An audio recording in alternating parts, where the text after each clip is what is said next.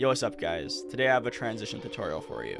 The three types of transitions we'll be looking at today are going to be scales, rotations, and positions. I feel these are like the general basics when it comes down to transitions, so I hope you guys really get some use out of these. So once you guys have your clips, everything's laid out here. I have these two clips right here.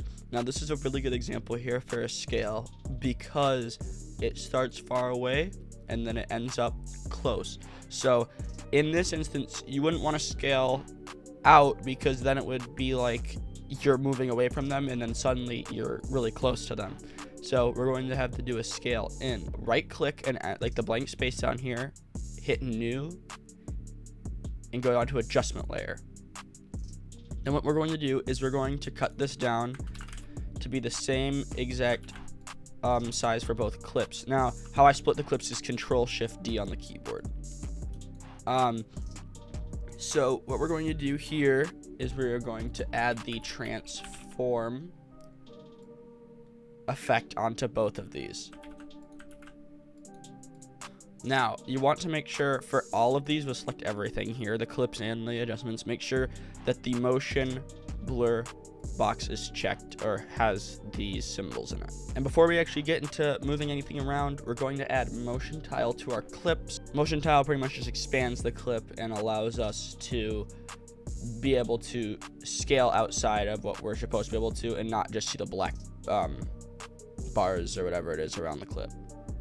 So now that we have that, we want to make for both of these the output width 300 and the output height 300. So what we're going to do first is click on the first adjustment layer, make sure it's selected. Then we're going to go up here to the scale and click on the stopwatch. Now we're going to leave the transform at 100 for the first part. And we're going to want to go to the end of our clip. And since we want to zoom in here, we're going to increase the scale number. I'm going to increase it to around 280. Then what you want to do is select both keyframes and hit F9 on your keyboard. Then we can go into the graph editor right here where we'll see the keyframes a little bit differently, but trust me, it's not that bad once you get used to it. What we're going to do is since it's a zoom in, we want the graph to start actually taking effect towards the end. So we want to drag it like this and then take this and bring this one all the way to the end. Drag this one as far as you can right. And you want this one to be pretty close, but not all the way, not touching. As you can see, this is what we have so far. Now, we're getting to the next part here where we can go to this adjustment layer. We're going to go up here. We're going to click on the stopwatch for scale. And then we're going to make the scale about 108. We're going to make it 105. Then you're going to hit U on the keyboard and drag this keyframe you just made to around here, or you can drag it to the end depending on what you plan to do at the end of this one. But around here should be fine. Then what we're going to do is make our next scale number. We're going to drag it to the outside. Now this is where motion tile comes in because otherwise it would just be like blackness out here. But trust me, even though this is here, it'll change and it will look better. So for the beginning keyframe, we're going to want to be somewhere around 70 just because that makes our life a lot easier and it's a nice base to follow around. So we're going to make our graph a little bit more calm, but very similar to the next one. We just want this one to be a little more away from this one. And then if you watch the whole thing through, it should look like this. Now that's the first one. Now we're going to make a scale out. And see, now we have this clip to this clip. Just to make it easier. So now we're doing the opposite. So now we're going to have to scale out. So what we can do here is make a new adjustment layer. I just duplicated it, Control D, and then you can delete the previous settings and make it 100. Now what you can do is go about kind of this-ish area of the clip. Like not the middle, but not the beginning either. And you want to keyframe the scale again by hitting the stopwatch. You're going to go to the very end of the clip, like not this frame, the very last visible frame of this clip. And then what you want to do is make it the scale around 70 again. If not, you can do a little bit more. Then you want to easy ease by hitting F9 on the keyboard. You're going to go into the graph editor again, and you're going to make another really tight graph here. Make it anywhere similar to mine, and it should do the same effect. So we're going to add something specific here for scale outs because it makes them look way smoother. This isn't an outside plugin you'll need for After Effects. It's just something that comes with it. So we're going to make a new adjustment layer and only make it about 1, 2, 3, 4, 5, 6, 7. Only make it about 7 frames long. Then we're going to do is go into the effects and presets and search up a warp. You're going to click on this one right here under distort. You're going to put it onto that adjustment layer. Make sure you check the motion tile or the motion blur. Then we're going to hit the warp style. Click on this right here, and you want to go to fish eye. Then make the value 0. Then click the stopwatch for bend. Hit U on the keyboard. Make sure the 0 keyframe is at the beginning here. Then you want to go to the keyframe of the next one. Not here. You want to make sure you see the next clip. Then what you want to do is make the value right here. You can just drag it and it'll make a new keyframe. Make it -100. Then go onto your keyboard, hit F9 after having both the keyframes selected.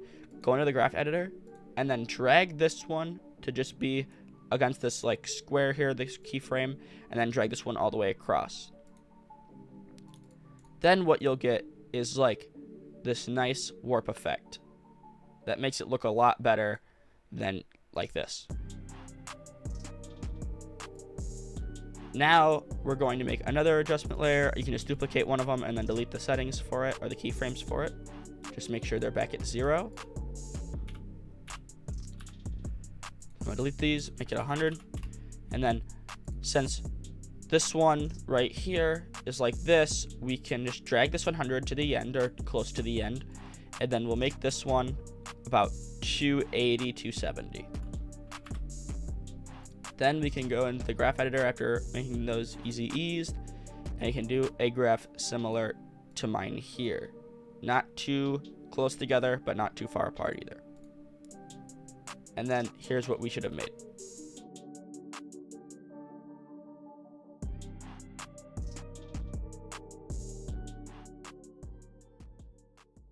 Alright, so now what we're going to do is move on to rotations. Now, rotations you typically don't use on their own. They're either put together with another kind of transition. I normally do it with scales, so I'll show you how I put them together after I get this part done here.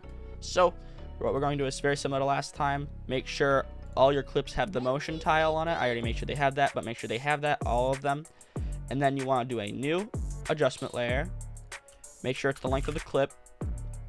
And what you want to do is go into and search for transform again in the effects and presets. And then instead of clicking skew, we're going to click the rotation stopwatch. Then we want to leave it here. And then we're going to go to the very last frame. Make sure it's the very last frame. By the way, it's page down and page up to move this one frame back and forth. So we're going to make it, let's do -55. Then we're going to easy ease, and we're going to do similar to last graph. I need to fix it. There we go. We'll go like this, and then we're going to make these close. Now we're going to duplicate it. We're just going to delete the settings on it. You can just double click the stopwatch to get rid of the current keyframes and then click it again. Just make sure your value is back to 0. Now we want to make our value 0 over here.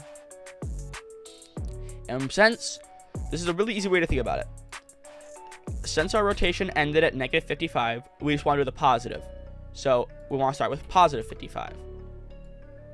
And trust me, I've been doing that ever since I learned rotations, and it's super helpful to just remember it that way.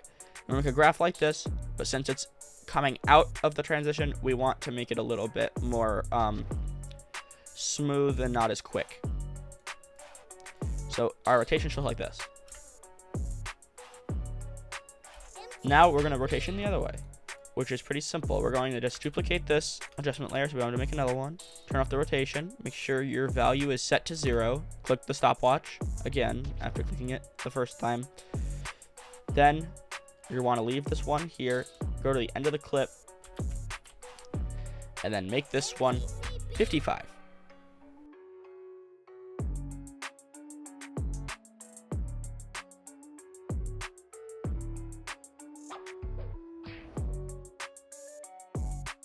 We're pretty much just doing the opposite here. So we're doing the negative. We did a negative here, doing a positive at the end here. And we can duplicate the adjustment layer again. Go right here. Make sure you double click the stopwatch, click it once, click it again, and if the value changed, change it back to 0. Then we go to the end here, and then we can make this one negative 55. Then go into the easy ease again by clicking F9 on the keyboard, and then make your graph just like this. And now what we should have here is 2 different rotations.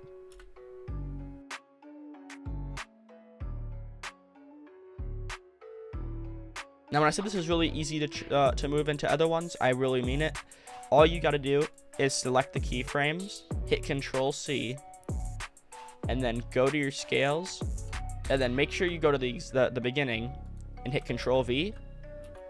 Now look, those keyframes will also be here, and then you can go back one more time, and I'll just do it for 2 of them. Control-C, then we can use go back to this one, click right here, Control-V, and then we'll have this. Okay, so I got some new clips just to make sure that we can do something with positions.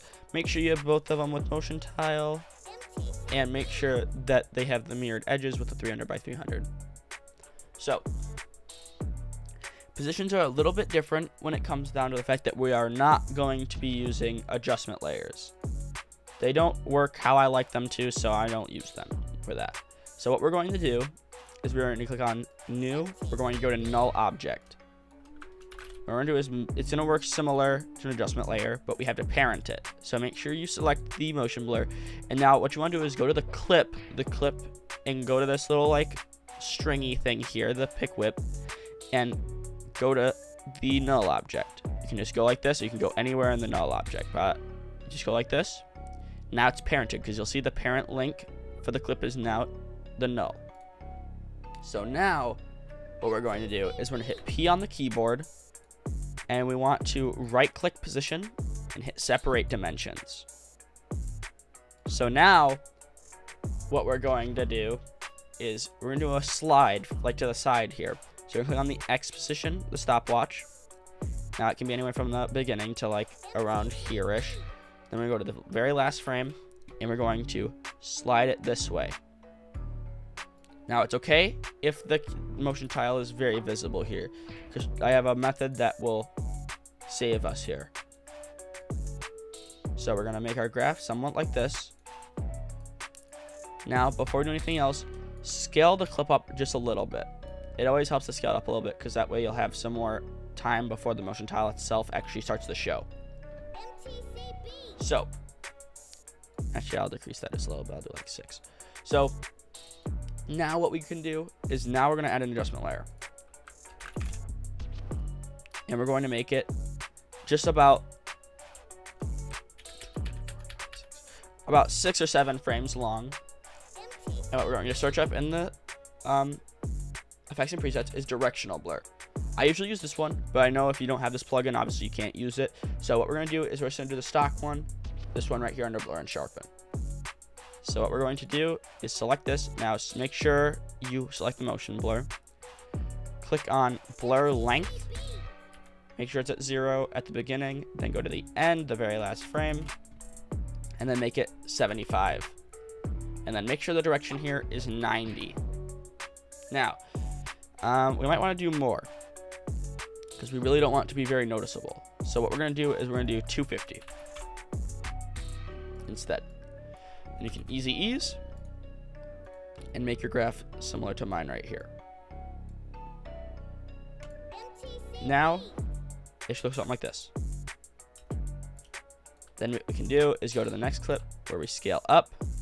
I'll position it down just a little bit just to make sure that they're center. Now we can do the same thing. Separate dimensions. Click on the X. Drag this one more towards the end-ish, well, before you change any value. And now what we're going to do, just because it makes life easier for us, is we're going to... So now we're going to slide it this way to about there. Make sure you hit F9 on the keyboard. And then make your graph similar to mine here. Now what you can do is duplicate that adjustment layer. Send it this way, just like this. Extend it a couple frames, maybe like 5 or 6. And then switch the placement of the keyframes. Something like this. Then just go back into the graph editor and make the graph like this. And now it should look like this. Now, I just realized I didn't put a null object up here. You don't need to. It's just easier, like I said, if you want to preset them. The nulls are a bit easier than if you just put it on the clip. But you can also put it on the clip and it works the exact same way. Now, I'm not going to do the other direction of this just because it's just the opposite value. So if you want it to slide to the left, instead of going negative, you're going to want to go further positive than 960. So you want to go into the thousands. And then instead of starting in the thousands, you're going to want to start in the, well, you could be in the thousands. We want to be in the negatives instead of the positives to start, and then you go back to 960. Now, it's not always 960 for the center either. If it's 720 or something other than that, that's just because your composition size is different. So don't worry about that. Just make sure you stick with whatever it started with, and you either begin or end with whatever it started with. The middle will change, but the ends will always be the same value for the center. So what we're going to do for this one is slide up. So we're going to hit position. Once again, right click it, hit separate dimensions, click on the Y this time. Make sure you didn't change the value. Go to the end of the clip. Then we're going to slide up, F9. Drag it like this. Another one like this. And now what you're going to want to do is go back and you can just duplicate the one that you had before, the directional blur. And then instead of making it 90, just make the direction 0.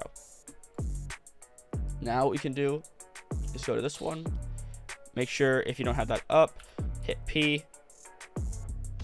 Then click on the Y. Drag the beginning Y, or the one that you didn't change, to the end. And now start with this one being towards the negative side. Hit F9. Just like this. Do a similar graph. And boom. Now what we can do is go back, duplicate the previous directional blur that we had. Put it right there. And then just change the direction from 90 to 0.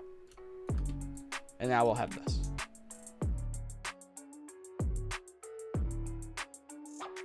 I hope you guys enjoy this. I hope it's helpful because I know a lot of people have been asking for this for a long time. So I really hope you guys enjoyed this. I hope it was helpful to you guys. And let me know if you want any other tutorials, and I'll get to what I can. Peace out, guys.